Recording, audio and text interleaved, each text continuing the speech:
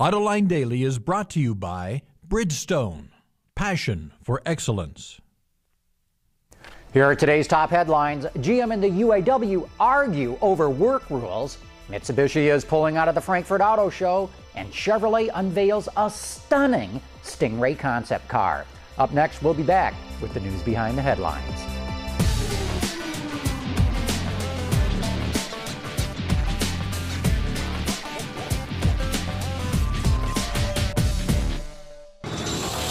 This is Autoline Daily for Thursday, February 12, 2009, and now the news. GM and the UAW are in intense negotiations expected to last over the weekend, all about cutting labor costs. The Wall Street Journal reports that GM wants lower supplemental unemployment benefits for those who are on layoff or just came out of the jobs bank. And they're looking at loosening work rules. And while the Journal doesn't say it, I can tell you those work rule changes are largely focused on how many more skilled tradesmen a UAW plant has to have compared to any of the transplants. And in a move to try and raise cash, General Motors is asking Chinese automaker SAIC about selling some of its stake in their 50-50 joint venture, according to Reuters.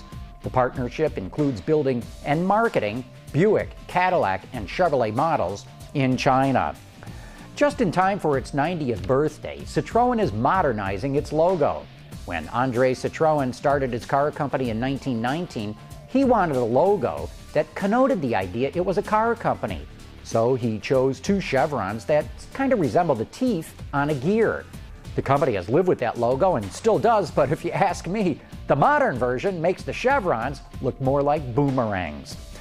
More trouble for the auto shows. Mitsubishi is pulling out of this year's Frankfurt Auto Show. According to Wards, the company says the move results from the industry downturn, as well as Mitsubishi's strategy to restrict this year's auto show participation to one international event in every region. Mitsubishi, though, will be at Geneva next month. And meanwhile, the Chicago Auto Show is well underway, and Kia revealed the replacement for the Spectra. The 2010 Forte is the company's latest compact car. It's a stylish sedan that offers either a 2-liter or 2.4-liter four-cylinder power plant. Look for the smaller engine to deliver fuel mileage up to 36 on the highway.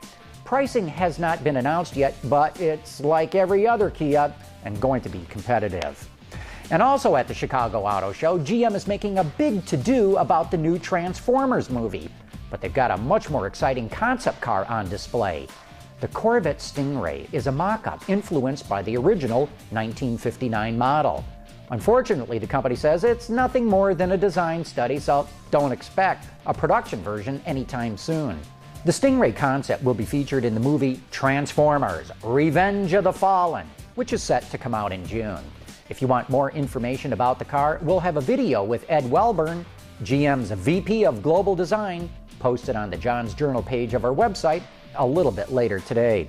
Coming up next, we'll take a deeper look at the all-new and all-electric Tesla Roadster. We'll be back right after this.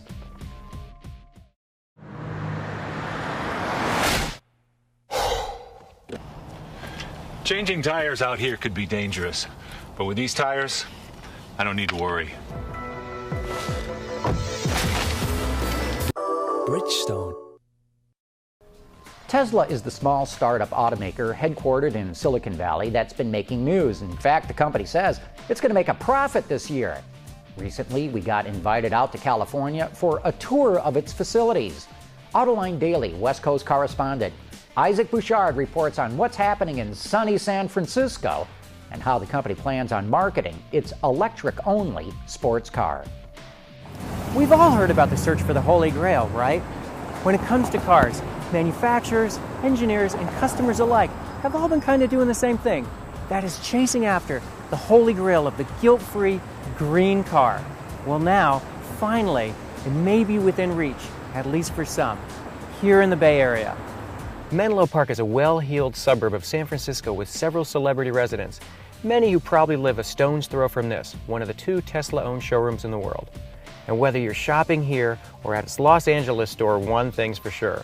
If you're in the market for a Tesla Roadster, you're not bargain hunting. This all-electric car has a base price of $109,000, with available options taking it over $120,000. Now that's in the same price range as other luxury cars, but look around the showroom. This is Tesla's only model, and you're not going to crack the Fortune 500 with that limited lineup, especially when they've only delivered 150 units to date, with another 1,100 on order in both the US and Europe. Now those numbers are increasing every day, but since this is a premium sports car, you could only build so many so fast. 1 week from today, we'll be doing a must-see live webcast, all about the viability plans from GM and Chrysler and whether they're going to work. Joining me for that live webcast will be Tom Walsh, the business editor for the Detroit Free Press, John Stoll from the Wall Street Journal, and Jim Hall from 2953 Analytics. That's Thursday at noon Eastern Standard Time or 1700 hours Greenwich Mean Time for all our international viewers. And that's it for today's top news in the global automotive industry. Don't forget you can get podcasts, transcripts, and a whole lot more at AutolineDaily.com. Thanks for watching. We'll see you tomorrow.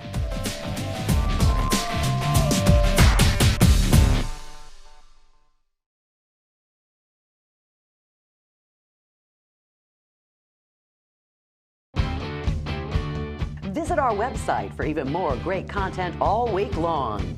Autoline Extra, Don's Journal, podcasts, and even more.